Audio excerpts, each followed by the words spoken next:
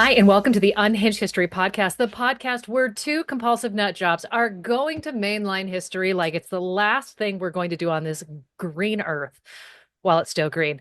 And we are going to regurgitate this story we have recently learned upon the ear holes of a friend and those who have come to join as well. Welcome, ear holes. I am I am host one. I am Theresa, and that is Angie. I I need you to know though that where I live, the earth is not green anymore. So what does that mean for me? Yeah, I don't know what to tell you. You're in California and it is past March, so there is no green. You will get Facts. green November. Maybe if I'm lucky. Yeah, right before the Yeah. snows. You Yeah. know what? I think very truthfully, it is your turn completely, like to start. And then I believe you had said you got a long one so that you're going to do an entire episode by yourself. I am. I'm so excited for the story to today. I'm gonna start. I'm just gonna go. I'm gonna go. I'm so excited about my story. Okay. Yeah, Okay. please. No small talk today, No, Teresa. none. Just get it gone. Let's Okay. go. I'm gonna start my story off with a question. Okay. All right. What does the events of Pearl Harbor, the SS Normandy, and sliced bread have in common? Normandy, Pearl Harbor, and sliced bread Hmm. right about the same time. I'm just going to say it's just an era, it's a time frame. Okay, okay, I like that. Now I need you to take your headphones off. Oh, you would. Okay. Yep, thanks. Thank you so much. She has to remove her headphones because I want to be able to give all of you guys the actual sources without her hearing them. Can you hear me on the TikTok live? Fabulous. Okay, so my sources are warfarehistorynetwork.com. The project is called Project Underworld, the U.S. Navy's secret pact with the Mafia. This article first appeared in November 2009. The New York Post has a great article called "The Navy Made a Secret Deal with the Mafia to Win World War II." This was written by Alex Mitchell in December 23rd of 2022. There's a podcast called The Infamous America. It's episode 5. It's Lucky Luciano and Operation Underworld. I listened to countless interviews with author Matthew Black, who wrote this amazing book called Operation Underworld on this subject. I highly recommend it. Could not recommend it more. On the topic of sliced bread, because I swear to you it's relevant, Who Invented Sliced Bread? History.com by Elizabeth Nix from 2025 May of this year. And The Time the U.S. Government Banned Sliced Bread by Lucas Riley from January 3rd, 2019. She can put her headphones back on. I'm just All right. What did visually I showing miss? her this. Um, the sources. Yeah, I figured. Um, I basically told them everything you can't know yet. That's fair. Yeah. Okay. So, sliced bread. I need you to know that before we get into the meat and potatoes of my story, I got to talk to you about sliced bread, and I swear it matters. It's gonna come Ah, back. this It's is relevant. this is the equivalent of you telling me about straws to get me to the history of bourbon. It is the equivalent of me telling you about straws to get to the history of bourbon, but I swear it matters. It's gonna come back. It's All gonna right. be important later. Okay?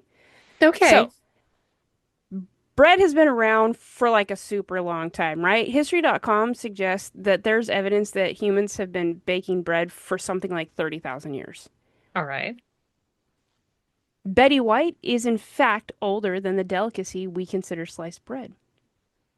I did not know that until recently. I always just thought it was a joke, but it's true. Um, Sliced bread has only been around since the early part of the 20th century. In fact, on July 6th of 1928, so 97 years ago, the first automatically sliced commercial loaves were produced. Do you have a wild guess of where? Ohio. Pretty dang close. Chillicothe, Missouri. This machine, it's invented by a jeweler called Otto Roeder. Now, I know that seems weird, but this jeweler is a man that just kind of likes to tinker with everything and he wants to make things easier and better in general. And let's just say that sliced bread was kind of the best of both of those for us, right?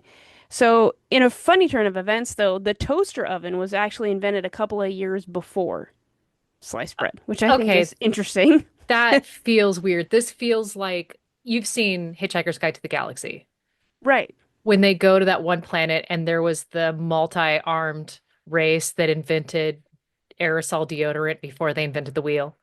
Yeah, ex this feels like that. Now, to be fair, this happens because the basic gist is in 1917, a fire breaks out and destroys Rotor's prototype and his blueprints. So he's got he's got to rebuild everything. He's got to redo everything. So in the interim time, the toaster is invented, which I think is wild. Um, Additionally, Rotor, he's facing all sorts of skepticism from bakers who think that factory sliced loaves are they're going to quickly go stale and they're going to fall apart. However, once his machine is finally up and operational, he takes it to a friend's bakery called Frank Bench's Chillicothe Bakery Company in Chillicothe, Missouri. And this is quite possibly my favorite part of the early bit of this story. On the July 6th edition of the Chillicothe Constitution Tribute pointed out that some people could find this idea of this contraption startling, but that, quote, housewives could expect a thrill of pleasure when she first sees a loaf of this bread with each slice the exact counterpart of its fellows. I also experience a thrill of pleasure when I see a loaf of bread. So, I mean, I get it. It goes on to say, quote, neat and precise are the slices, and so definitely better than anyone could possibly slice by hand with a bread knife that one realizes instantly that here is a refinement that would receive a hearty and permanent welcome. It also pointed out that considerable research had gone into like determining the perfect thickness of the slice, which when measured is just slightly less than half an inch, in case you needed that information for I your round of I Jeopardy did need to later. know that because we Yeah. do have a guide to cut bread in my house for when I make a loaf because So there you go. I was tired of one half the bread being that thick and the other end of the slice being. Right.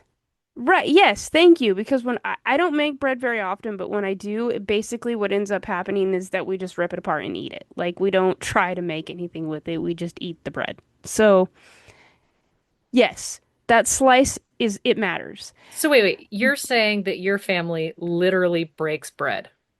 Literally. Yes. Okay. You know what? Yeah. All right. Figuratively and literally. Yeah. Um, by the 30s, sliced bread could be found all over the US, and the factory produced bread would be softer, and this makes it harder to cut at home. So, sliced bread really is the best thing since sliced bread, right? That's where the phrase comes from. By 1930, Wonder had become one of the first major brands to distribute this marvel. Now, Wonder Bread had appeared in stores in 1921 in Indianapolis. And I have to tell you this quote verbatim from history.com because at no point on reading this did I know what the next word was going to be. We're going to Wonder, history.com. yes. Do we have a national park source? Sadly, no, but you know what? I bet you I could find one. All right, but I am anyhow, sure I could tell find me one. about history.com. Okay. History.com says, quote, Wonder Bread originally appeared in stores in 1921 in Indianapolis, where it was manufactured by the Hadgert Baking Company. An executive there dreamed up the bread's name after being filled with wonder while watching the International Balloon Race at the Indianapolis Speedway. After the Continental Baking Company bought Tadgart in 1925, Wonder was sold nationally. The bread's popularity soared once it was marketed in sliced form. My Okay. brain read that like 17 times. Like, what was going to be the next word after each word? Pardon me? A balloon race. Anyway, the wax paper that the loaves came wrapped in and the steel from the slicers, they're needed for the war effort. And also, the price of flour is boosted. So there's these officials hoping to keep the cost down by having just people cut their own flour, but or cut their own bread because the cost of flour has gone up. So buying it from the bakery seems a little bit, um, I don't know, extravagant, if Bougie. you will. Yeah, Yeah. you're putting down your Starbucks for this right now. That's the war efforts idea, right? Um, so they put a ban on sliced bread. And just a couple more facts that I can really get into it. You can I was about to say, imagine that I'm this, really waiting for this story to take off because it is, nothing I about this promise you, makes sense to me. it's not going to for a while. Just hold on. Just a couple more facts. You can imagine this decision to ban bread for the war effort is very unpopular. One housewife called Sue Forrester, writing from Fairfield, Connecticut, writes a letter to the editor of the New York Times. This is like on behalf of the country's housewives, saying, quote, I should let you know how important sliced bread is to the morale and saneness of a household. Needless to Sameness. say, saneness. Needless to say, there was no one in the government that wanted to take the blame for this. And there's a Mental Floss article that says, quote, the ban was ordered by Food Administrator Claude R. Wickford, but the Office of the Price Administration blamed the idea on the Agricultural Department, which blamed the baking industry. Now, Sounds okay, so governmental. let's pause for a moment because I need to interject. I need to interject here. Americans are so ungovernable, so completely ungovernable, and refuse to be inconvenienced in the slightest Truly. that bread, sliced bread, a relatively new invention in their lives, new Mm. injection, that Only something 15 years. Only 15 something they years it's been could around. and they've been doing for a good chunk of their life. Now you take away automatically pre-sliced bread. Think of it And as we are pre-packaged containers of livid. yogurt, single serving containers of yogurt. Yes. I could not self-select my own serving size. You've got to be kidding me. Okay, so here's why it's such an issue. Bread makers had determined, based on this whole idea that like the sliced bread, like there are initial fears that if you slice it, it will go stale faster, had been perfecting the art of this soft, fluffy loaf. I cannot believe this sentence is going to come out of my mouth. And as such, cutting a soft, fluffy loaf with your standard household bread knife is only going to smash it. You actually needed these commercial bread slicers to properly slice the bread without smashing it. And by this point, most Americans had thrown away their bread knives because we don't need them. They make sliced bread. Okay. So that's a thing you know now, okay? Yeah, Like that okay. so, long story short, the ban's lifted only a couple of months after its issuance, right? When the ban was called off, the headline for the New York Times read, "Sliced bread put back on sale. Housewives' thumbs safe again." Okay, so now that you have that seemingly unrelated backstory in your mind, go ahead and just stick it on the back burner. I swear to you, it's going to come back later. Now you're going to tell me the story of On Cutco knives. No, but I could, okay? On February 9th, 1942, the SS Normandy, which had only recently been renamed the USS Lafayette, caught fire in Port 88 of the Hudson River. Now, this is kind of a big deal. This is a super special ship. This ship originally belonged to the French. She was over 1,000 feet long and 119 feet wide. When she was first launched on October 29th of 1932, there's this huge celebration. Over 200,000 spectators attend. However, because of the sheer size of the ship, when it enters the River Lorry, it creates a wave big enough to literally wash over hundreds of the spectators. So it's kind of a thing. Now, I think this next comment's really interesting because I, for one, don't often think about the Great Depression outside of the US. Like, in my mind, it wasn't a global thing, it was a US, like, Dust Bowl thing, We right? Like, suffered that's alone sort of visually, deal. I mean, in the Dust Bowl, we I don't think we shared, but the depression. yeah, right? Like, for whatever reason, in my mind, the two go together. So to think of it outside of the US is very weird. Like, I know the Great Depression was a worldwide thing. Like, I know that, but visually, I'm like, are we sure? Anyway. So Work begins on the ship in 1931. Even construction on the Queen Mary was halted because of the Depression. But this ship, the Normandy, was considered a source of like big national pride. So the French government subsidizes the company to help continue its construction. Her maiden voyage wouldn't actually come until 1935. This voyage was from Le Havre, France to New York and would take just 4 days and 3 hours. This is 10 hours faster than the SS Rex, which at the time held the speed record. However, just 1 year later, the Queen Mary would take that prize with a voyage of 4 days and 27 minutes. And I covered the Queen Mary. Yes, you did. I thought you would Okay. like to know. Okay. Yep. So, the Queen Mary and the SS Normandy, they go back and forth for the next few years. In fact, they go back and forth competing for the speed record until the outbreak of World War II. It's like this very fun, very patriotic rivalry that they have between Britain and France. Now, by 39, the Normandy would seek refuge in the American port of New York from world for like the happenings of World War II, right?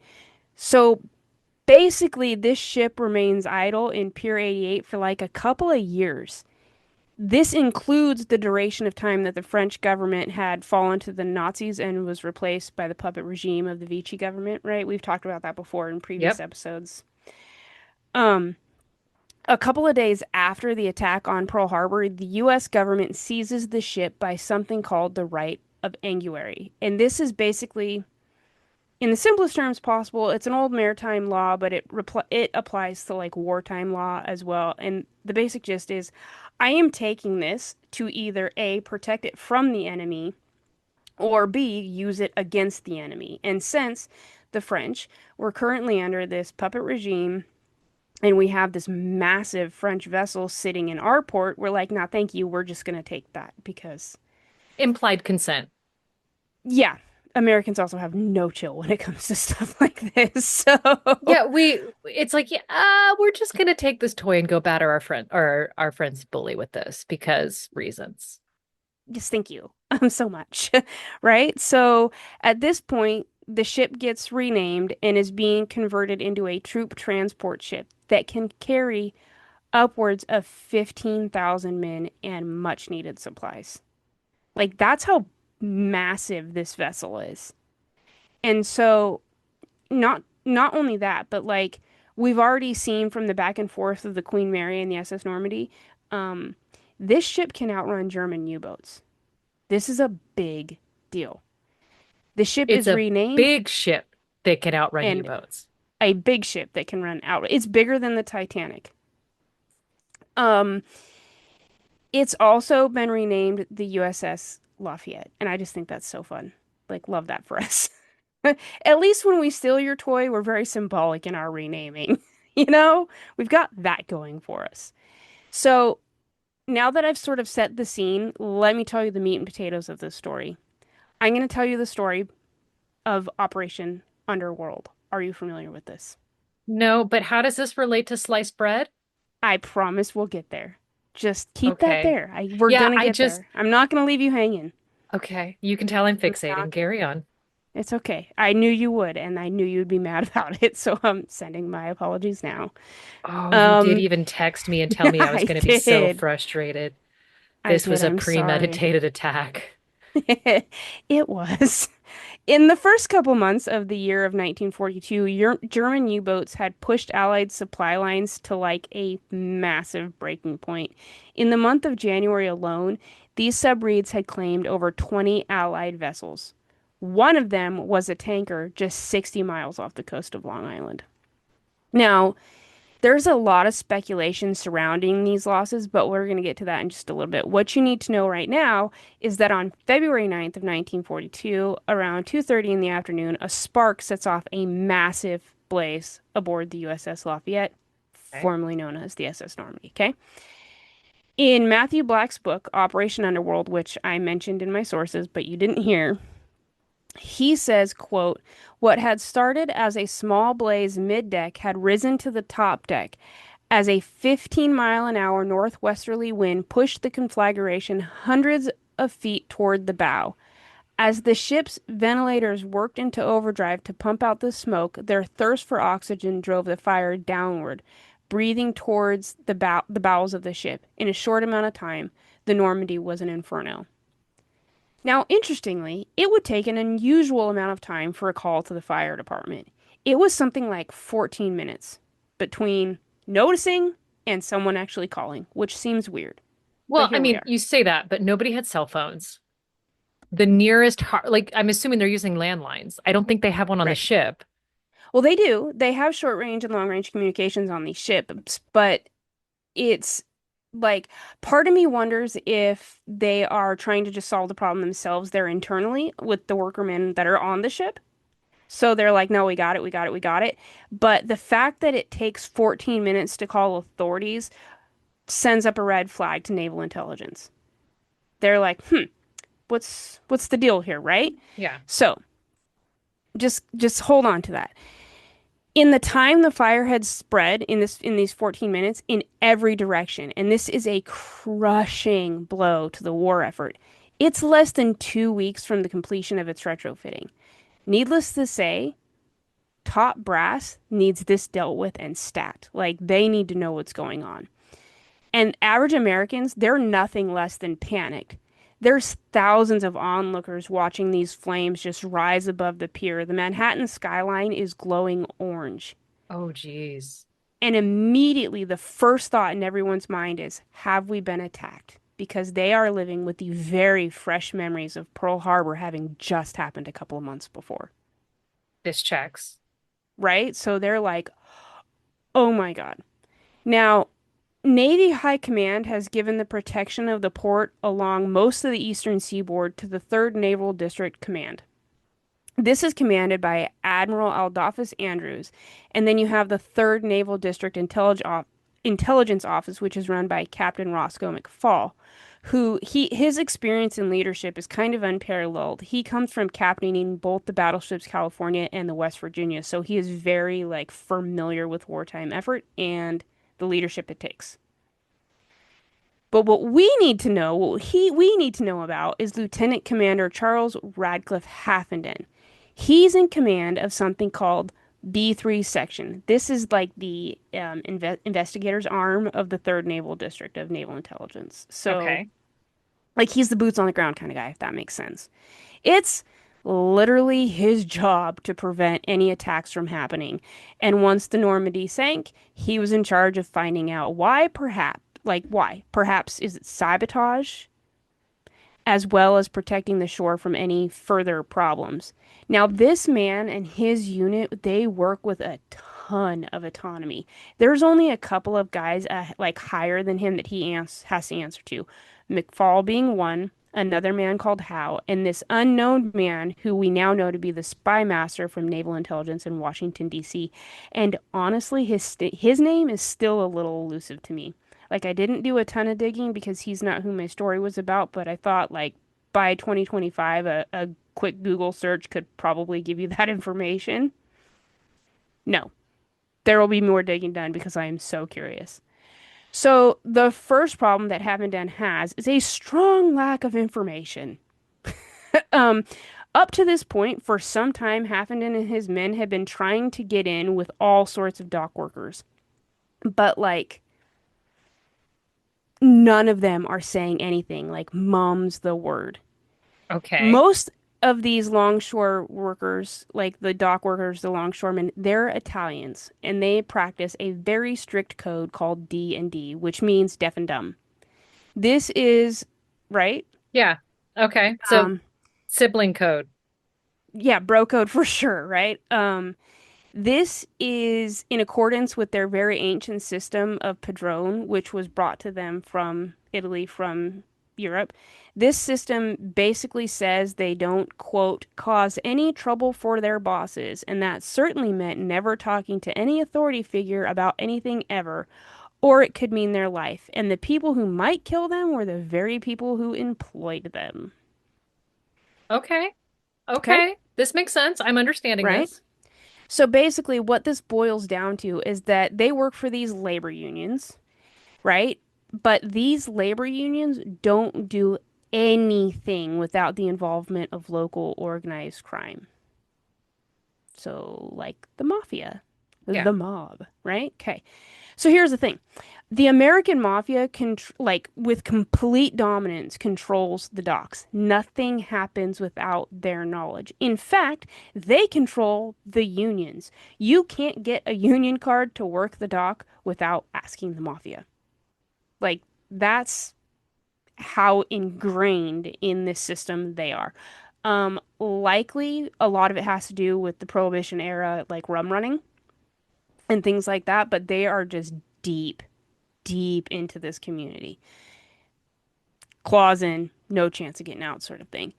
Now, Haffenden knows this, and so he builds a team of what author Gregory Peduto from from the War History Network, we've used multiple times in our stories, describes as, quote, a dedicated team of colorful agents, many of them Italian Americans versed in the Sicilian dialects spoken by the underworld.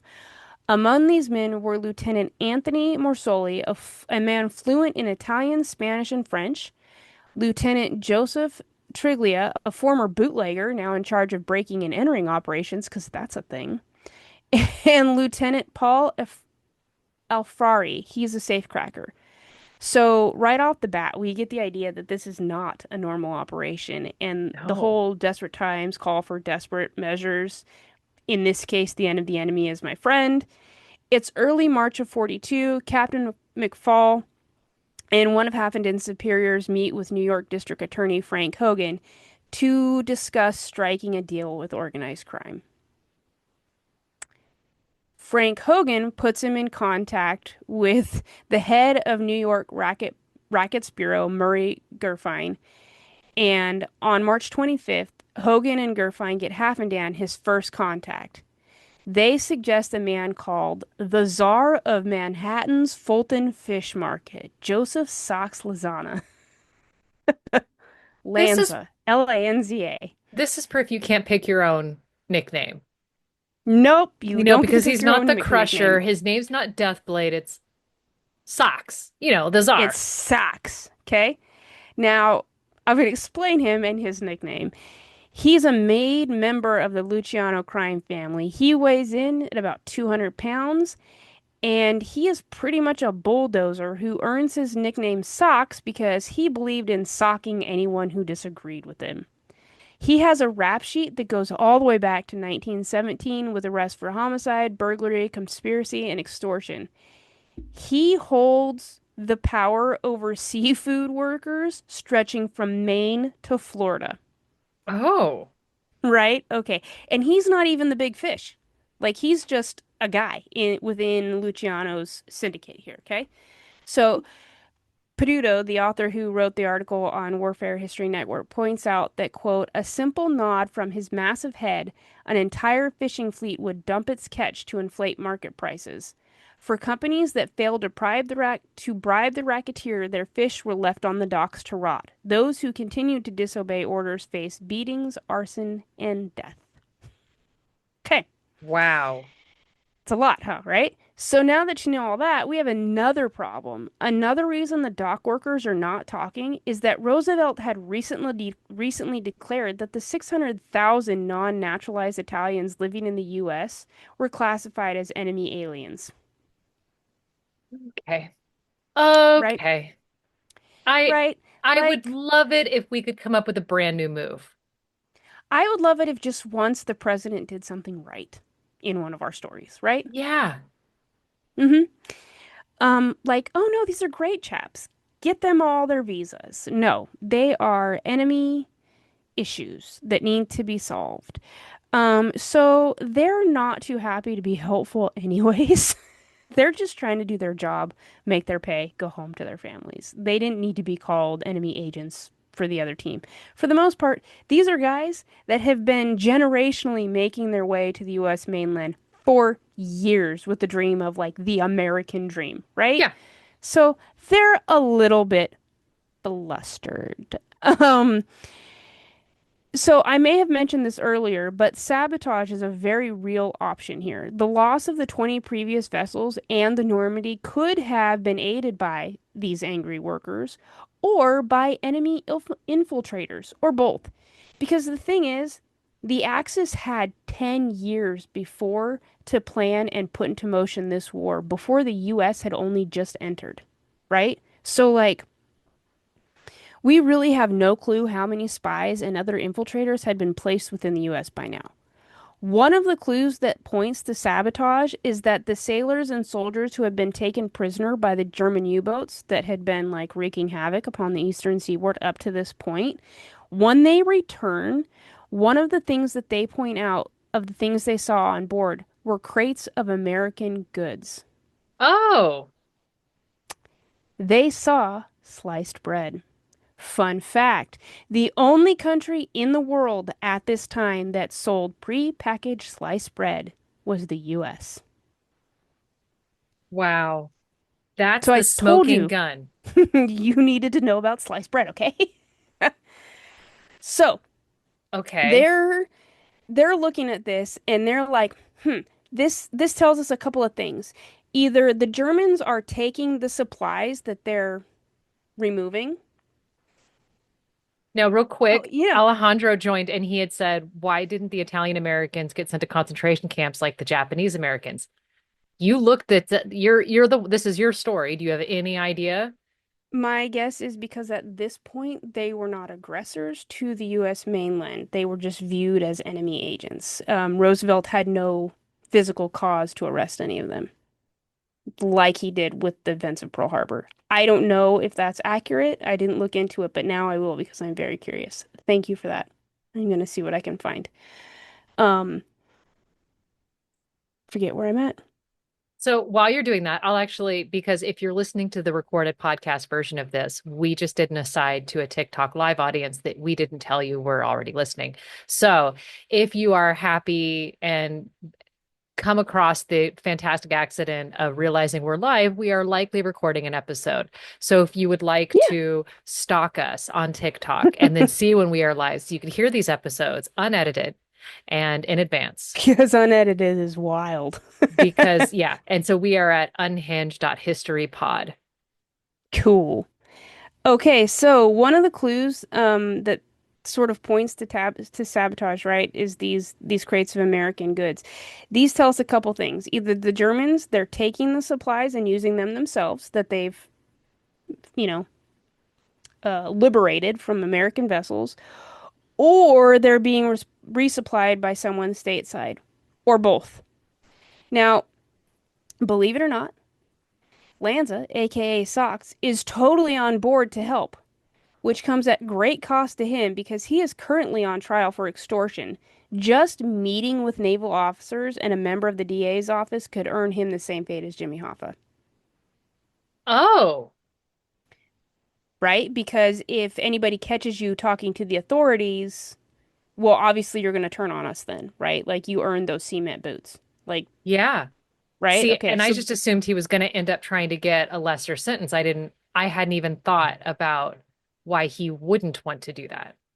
right? However, he is not a fan of some other things that are happening. So he's like, sure, yeah, like how can I help, right? Okay, so after a great deal of research, naval intelligence comes to a pretty clear understanding that the American Mafia is the world's biggest anti-fascist group. They hate fascism. Lucky Luciano, the Don of Lanza's crew here, and the other Dons of the New York crime families, they hate Mussolini. Now, the problem is that Lanza himself doesn't have a ton of sway with the other families. In fact, he kind of irritates them. Yeah. Um, what are you gonna do? But Luciano does. The current problem is that Luciano is sitting in prison on the Canadian border, serving a 30 to 50-year sentence passed down to him by a man named Thomas Dewey, who will later become the governor of New York. So this is problematic. In the meantime, like before it's even possible to get a meeting for Luciano, Sox and his boys immediately start a lookout for any unusual purchases of food or fuel, and they set up a network of fishermen to keep an eye out for the subs. Heffenden is beyond impressed and asks to get some union cards for some of his guys so they can infiltrate long-range fishing vessels. WarfareHistoryNetwork.com says, quote, Sox responded by providing valuable cards used for no-show payoff jobs. The agents of the B3 investigative unit roved far and wide under the protective wing of La Cosa Nostra, which was like his call, like his that's what they knew him, like one of his nicknames, right? Like Lucky Okay. Luciano. Okay. So that was like part of him. They sailed aboard mackerel fleets bound for Maine, Florida, and Newfoundland. Shockingly, these fleets served as the first line of U.S. defense against the submarines. Naval, not naval, fishing vessels. Right. Right? Okay. So they go on to say that Captain McFall later recounted some of the larger fishing fleets had their own ship-to-ship and ship-to-shore telephones, including codes used to guide the ships of one fleet to places where the catch was good. Naval intelligence worked out a confidential cooperative agreement and code with them as part of the submarine lookout system. Um, Lanza and his guys even travel on their own fishing missions, quote unquote, to recruit informants as they went. So this is impressive. Like, they're like, yeah, we got you, fam. We'll take care of it.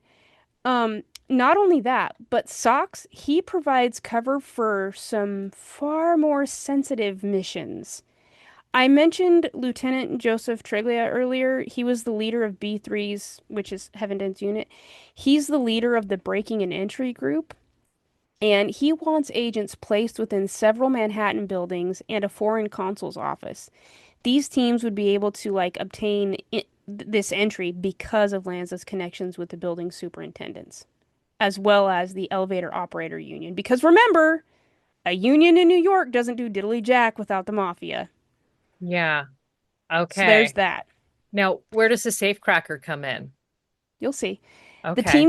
These teams could consist of 11 men. They included a lock expert, a letter opener, and in one case, the letter opener was a special agent, a lady from MI6 who still remains nameless. We don't know who she was, but she was big on helping these guys out. There would be a photographer who had a tiny camera and a radio equipment security detachment. And these black bag jobs alone, like just this unit, helped uncover several German espionage rings across the US we would not have had access to without the mafia. This checks. So, right? Now, enter Lucky Luciano. Our guy, Sox Lanza, he needs him more than ever because to secure Brooklyn's docks, the Navy needs the approval of our Anastasia, and he's known as the High Lord Executioner. He's a bit bloodthirsty. Yeah, he sounds like he runs daycare. Doesn't he? He sounds Yeah, lovely. He sounds like he gardens, you know? does a A protected fantastic garden. high tea. Of course, yeah. Now, Lanza wants nothing to do with him. And additionally, the Irish gangsters control Hell's Kitchen slums, which surround the Hudson River piers and the railway terminals. And they need the Navy intelligence needs the cooperation of Joseph Ryan, who is the president of the International Longshoremen's Association, to help with the West Side docks as well. So, like, first of all, I'm just gonna say this, I'm just gonna put it out there. The mafia does a far better job of governing things than like any branch of the US government, in my opinion. They seem to have this on lock. Like they know what's up. Yeah, I 'Cause mean, crime, right? honestly, this checks. And I heard when I was living in Japan, somebody that I interacted with often gave me a stunning verbal dissertation on how the Yakuza and keeps the unemployment rate incredibly low. See, there you go. Like we're just helping our community. Yeah. It makes me think of I can't remember which mafia boss it was, but who is the reason we have kids on milk cartons? Like he was the one that put that out there, the Missing Children's Network. I'll have to Yeah, look it up. I yeah. can't remember his name. Um, both authors, Black and Petito point out that according to Lanza, there was only one man capable of, quote, snapping the whip in the entire underworld, and that was New York's Emperor Vice Lucky Luciano, who was described by a prison psychiatrist as highly intelligent, aggressive, egocentric, and antisocial. However, he was also diplomatic and seemed to always know the best, like what the best move was going to be. That's just my take on it. Like, I listened to so much about Luciano and about this book that was written, and my main takeaway was that Luciano knew what was up and he knew how to handle his men. So I'm here for this guy. Um, like I Your mentioned, team mafia boss. I am Team Mafia Boss, yes. Like I said, he was serving a 30 to 50-year prison sentence that was handed to him from Thomas Dewey, who was later the governor of New York. Now, Haffenden's team reaches out to his lawyer, who basically says he has no contact with him anymore, but he knows of one man who always would have his ear, and that was Jewish racketeer Meyer the Little Man Lansky. The names in this story. Right? Now, just have to give you Warfare History Network says that, quote, unlike the Mafia, the Navy never questioned the little man's patriotism. A staunch Zionist, Lansky's hoodlums battled American Nazis in Manhattan streets long before the declaration of war. Lansky later recalled, we got there that evening and found several hundred people dressed in their brown shirts. The stage was decorated with swastikas and pictures of Hitler. We attacked them in the hall and threw some of them out of the windows. There were fistfights all over the place. Extremely patriotic, the Jewish mob busted up Nazi meetings and offices all over the city. So this is our man Meyer Lansky, or he's not playing games. Yeah. So Team Haffenden and Meyer Lansky worked together to move Luciano from his ice prison hole on the Canadian border to a closer prison called Green Meadows so they can have easier access to him. Because getting to him at this other prison, Dannemore, was almost impossible, and you certainly couldn't do it without raising red flags for other people to see. Okay, so this is basically how it's done. They work to move him closer. The Navy does this with massive caution because the four other crime families cannot catch wind of an unexpected prison reassignment. Otherwise, once again, they will suspect Luciano of cooperating with the authorities, much to the same that Lanza was like, I can't be seen with naval intelligence. They'll know, right? Yeah. So this is done by one of Haffenden's officers approaching New York State Corrections Commissioner John A. Lyons with a letter that details the project and a scheme to relocate Luciano, as well as several other like decoys to Albany's Great Meadow Prison. I think I called it Green Meadows earlier. It's Great Meadow Prison. So once he makes it to Great Meadows Prison, because remember, Luciano is totally in the dark. He just thinks he's being transferred. He doesn't know why. Like, no one's communicated with him. Once he makes it, a meeting is arranged with Lansky and another gentleman called Polikoff and Lucky Luciano, who literally exclaimed, what the hell are you doing here? Because he legit has no clue. This is where Meyer Lansky, his Jewish best friend, goes to work and gives him all the details of Project Underworld. But this sends up some flares for Luciano. He's kind of worried. First, the Naval Office has not offered any sentence reduction for his crimes and for his time. And second, he is an illegal alien mobster. So he kind of faces deportation already. Yeah. And if any word of his alliance gets out and makes it back to Sicily, once he's deported, he'll face a fascist lynching. So he is not really looking forward to this. However, the location of the Great Meadows prison kind of helps him out. It gives him the freedom to control his family from there because this proposal offers the perfect cover for the boss to be able to talk to his top lieutenants and like rework the power structure within his family because what's happened is that he knows he's going to go to prison. So he sets up one of his lieutenants as the next boss. Um However, this guy is not nearly as diplomatic as he is and kind of does things a little bit more bullish. And so there's a bit of a power struggle, but Luciano being closer at this prison kind of solves that because he can meet on the daily with his guys, or whenever visitation is, like he can actually meet them there without setting up red Right. flags. Lansky overthrows, or excuse me, he oversees the entire operation. His job at this point is to serve as Luciano's eyes and ears and boots on the ground outside. Um, I mentioned earlier the acting boss is his friend Frank Costello. He assures Luciano that the family backs Socks on every step. So you've got all of these people in place, and you've got this massive network of individuals who are going to ensure Sox's success. Within days, the entire underworld falls in line.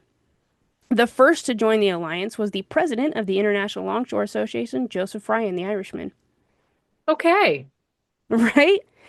Um, Later, Longshoremen Association tough guy Jerry Sullivan would testify saying, quote, Lansky was solving the problem for the Navy on the waterfront by the visible deployment of some of the most ruthless gangsters in the city. It was expected that the mere appearance of these men on the piers would serve as a deterrent, a warning to cooperate with the United States war effort or face the consequences. Okay? Back in prison, the visitor's log reads like, quote, a copy of Who's Who in American Crime. The autographs of Meyer Lansky, Bugsy Siegel, Frank Costello, and Joe Adonis all grace the guest book. Under Hot the damn. mafia's, right? Under the mafia's watchful gaze, not a single act of sabotage, labor strike, or suspicious fire occurred for the rest of the war. So there's all that. With the ports secured and North Africa ready to fall to the Allied forces, they turn their goals to Europe, right? They turn their goals to mainland Europe. The president of the Naval War College kind of points out that they lack information uh, on Sicily. Like they don't know anything. And Sicily is going to be the spearhead for the European invasion. Like if they can take Sicily, like that's the goal. We can then launch from there and just head north and end this powerhouse, right?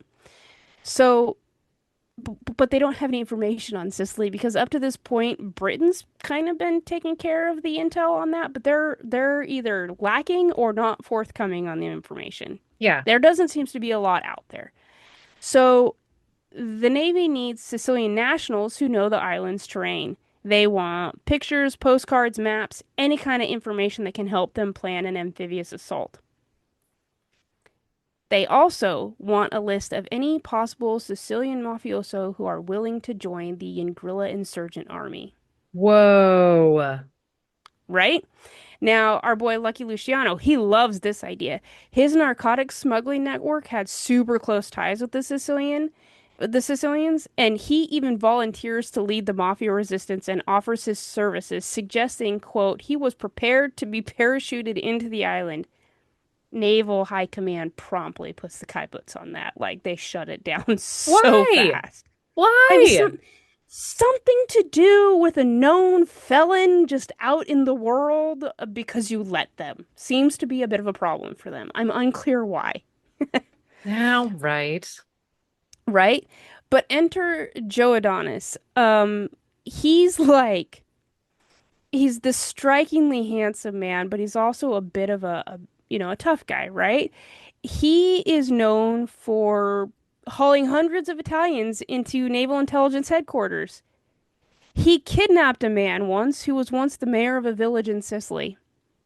Meyer Lansky testifies. Sometimes some of the Sicilians were very nervous. Joe would just mention the name of Lucky Luciano and say he had given them orders to talk.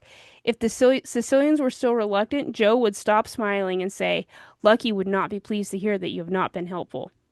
The threats worked and information poured out. And with that effort, we took Sicily.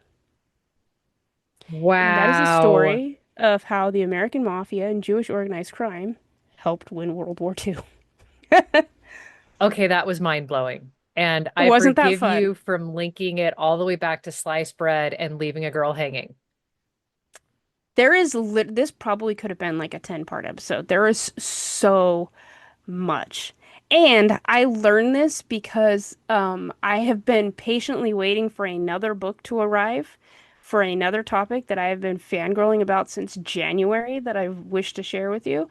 And since it didn't arrive in time, I was like looking through like, can I just order another one on Amazon sort of thing? And this book, Operation Underworld, popped up and I was like, what? Um, gonna need to gonna need to have that like right now. And it has been so much fun. So much fun to learn about. In the end, Luciano does get deported, so that was kind of a bummer. But Oh, by the time he was deported, Dewey, the man that put him in prison in the first place, was the governor of New York. So your options were stay in yeah. prison or be deported. This story is so big. There's so much I could get into, but that's the meat and potatoes of how the mob saved New York. That is incredible. And I never would have assumed, like, it makes sense in hindsight, right? Yeah. But I never would have thought that the United States military collaborated closely with the mob during World War II. And the mob was happy to do it. They were like, look, yes, there's obviously problems with the optics, like that we could definitely be seen as ratting out the other guy or whatever. But the basic gist is like once Luciano entered the story, they were like, oh, okay, so the war effort, we hate fascism. Let's do the thing. Like sign us up. And I'm here for that. Oh, I love it. I love it. And you're right. This was a full topic or a full single episode. Um, So if you've enjoyed this, if you're thinking, what the heck is Theresa going to bring next week? Rate, review, subscribe, share this with your favorite would be a great mafioso and tough man. And on Or that note, Baker. or Baker. And Yeah. on that note, goodbye. Bye.